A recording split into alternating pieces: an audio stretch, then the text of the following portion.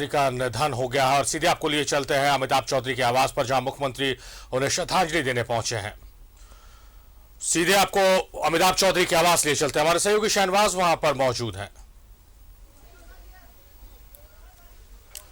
जी शारिफ, अभी आप देख सकते हैं कि उनके आवास पर सुबह से ही लोगों का, और कोई ऐसा व्यक्ति नहीं है जिसको क्रिकेट से दिलचस्पी हो, कोई ऐसा व्यक्ति नहीं है जो रांची को प्यार करता हो, यहाँ पर ना आया हो, और हर व्यक्ति बिल्कुल शॉक्ड है और एक ऐसा शॉक दे गए हैं अमिताभ चौधरी। कल 2 बार जेसी स्टेडियम गए, एक बार तो सामान्यतः झंडा फहराने के लिए गए, उसके बाद फिर एक बार शाम में गए और उन्होंने कहा अपने लोगों से कि 9 अक्टूबर को जो मैच यहाँ पर प्रस्तावित है, वनडे मैच, उसकी तैयारी में लग जाओ। और आज ऐसा हो गया, सुबह सुबह इसी आवास में जहाँ पर हम लोग सब खड़े हैं, सुबह वो जगह हैं, उन्होंने पूजा की है, स्नान किया है और तुलसी जो उनके घर में है उसको जल ढाला है। और उनके एक निजी सहायक जो थे उन्होंने देखा कि वो चकरा गए हैं, कुछ चक्कर सा आया है उनको, और उनको थाम करके किसी तरह से पकड़ने की कोशिश की गई, बैठाने की कोशिश की, तो उन्होंने इशारा किया कि बहुत ज़ोर से चक्कर आ रहा है। और फिर उनको सेंटीमीटर ले जाया गया, जहाँ पर डॉक्टरों ने, बड़े डॉक्टर हेमंत नारायण आदि ने बहुत कोशिश की उनको किस तरह से उनकी सांस लौटे, उनकी कॉन्शसनेस लौटे, लेकिन शायद ये खुदा को मंजूर नहीं था कि वो हमारे बीच रहें। अच्छे लोग, बड़े लोग, जिनके अंदर महानता के गुण होते हैं, वो ज़्यादा दिनों तक नहीं रहते इस दुनिया में। यही सभी के साथ हुआ है। आप देखें, अचानक ही सडन डेथ होती है और अमिताभ चौधरी भी हमें अब छोड़ के जा चुके हैं, लेकिन जाते जाते उन्होंने जो पाथ बनाया है, जो रास्ता चल के एक लैंडमार्क क्रिएट किया है, वो हम सब के सामने है। और हम अपने आप को खुशनसीब समझते हैं कि साक्षात्कार करने का भी मौका उनसे मिला है कई बार। एक बार जीपीएससी का जो पद उनको मिला था, उस मौके पर उनसे बातचीत करने का मौका मिला था। तो मैंने ये सवाल पूछा था कि आप, क्या जादू है आपके अंदर कि आपको किसी भी मुश्किल टास्क आपको दिया जाता है और आसानी से उसको हल कर देते हैं। तो उसका जवाब उन्होंने जो दिया था बहुत दिलचस्प है। उन्होंने कहा था कि कुछ सवाल ऐसे होते हैं जिसका जवाब खुद सवालों में छुपा होता है, और मैं इससे पर कुछ प्रतिक्रिया दूं तो ये अपने मुंह से अपनी तारीफ करने जैसी बात होगी। आप खुद तय करें कि कैसे होता है। तो ये ऐसे होता है कि चैलेंज को एक्सेप्ट करना होता है, किसी भी काम के साथ कुछ रिस्क होता है। अब अभी जेपीएससी के एक चेयरमैन सदस्य हमारे से बातचीत कर रही थी, हमने पूछा कि इतना चैलेंजिंग टास्क उन्होंने लिया तो आप लोगों से क्या कहते थे, तो उन्होंने कहा कि वो यही कहते थे कि आप अपना काम करो, कोई रिस्क है, कोई बदनामी है तो वो मुझ पर, मेरे लिए छोड़ दो। अब बताइए, टीम लीडर अगर ऐसा होगा, इस भावना का होगा, तो मुझे लगता है कि उसके साथी कितने ज़्यादा इंस्पायर होते होंगे। आपने देखा कि रांची में जो पहला मैच, अंतर्राष्ट्रीय मैच खेला गया था, वो आधे अधूरे जेसी स्टेडियम में खेला गया था। किसी को भी नहीं लगता था कि यहाँ पर जेसी स्टेडियम में मैच भी हो सकता है, लेकिन एक नहीं, आज 10-12 मैचेस हो चुके हैं, सीएलटी हो चुका है, आईपीएल हो चुका है, बहुत कुछ ऐसा हो चुका है जो रांची को विश्व मानचित्र पर स्थापित कर चुका है।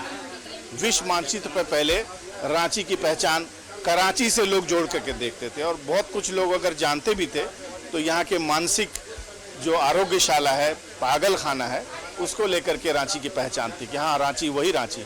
लेकिन आज रांची को क्रिकेट स्टेडियम की वजह से जाना जाता है।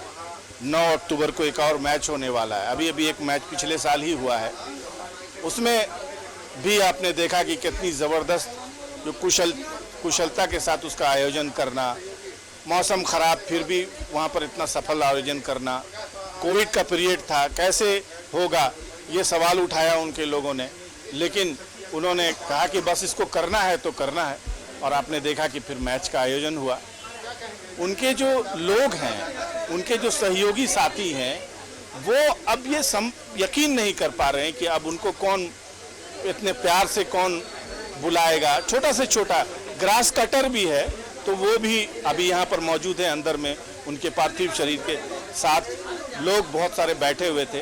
ग्रास कटर, छोटी छोटी जो काम करने वाली साफ सफाई की महिलाएं होती हैं, सबसे उनका नितांत व्यक्तिगत परिचय, सबके नाम जानते थे, नाम पुकारते थे। 20-20 साल से, 25-25 साल से लोग उनके साथ आप देख सकते हैं जो चेहरे यहाँ पर हैं, उनमें से वो लोग हैं इनको ऐसा लग रहा है कि उनका एक रिश्तेदार चला गया, अपना कोई चला गया।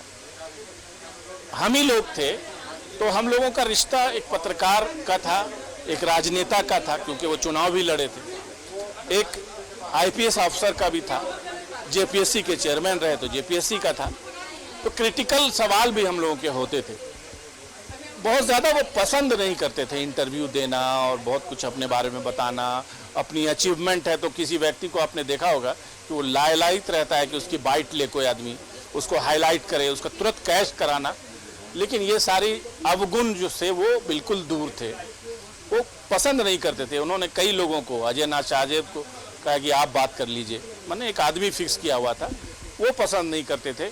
हाँ, जब काम करते थे वो पीछे से जो पूरा का पूरा टेम्पो होता था एनर्जी का, वो अपने लोगों में संचार करना, वो उनका काम था। और यही नतीजा है कि अब वो बेशक इस दुनिया में नहीं है, लेकिन उनके द्वारा स्थापित जैसे स्टेडियम है, उनके द्वारा बनाई गई एक टीम है, वो आराम से अपना काम करेगी।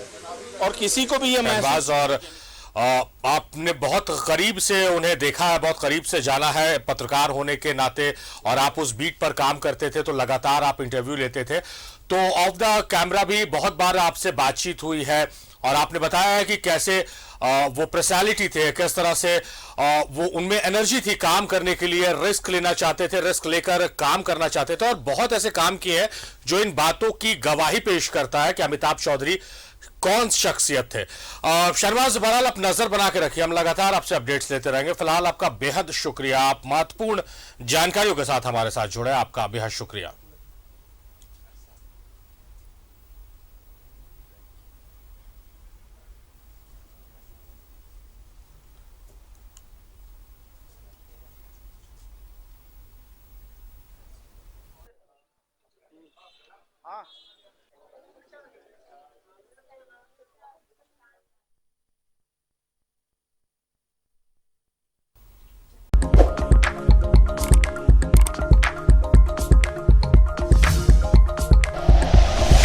Like and share videos, subscribe करें हमारा चैनल और प्रेस करें बेल आइकॉन। न्यूज़ 11 भारत, सच है तो दिखेगा।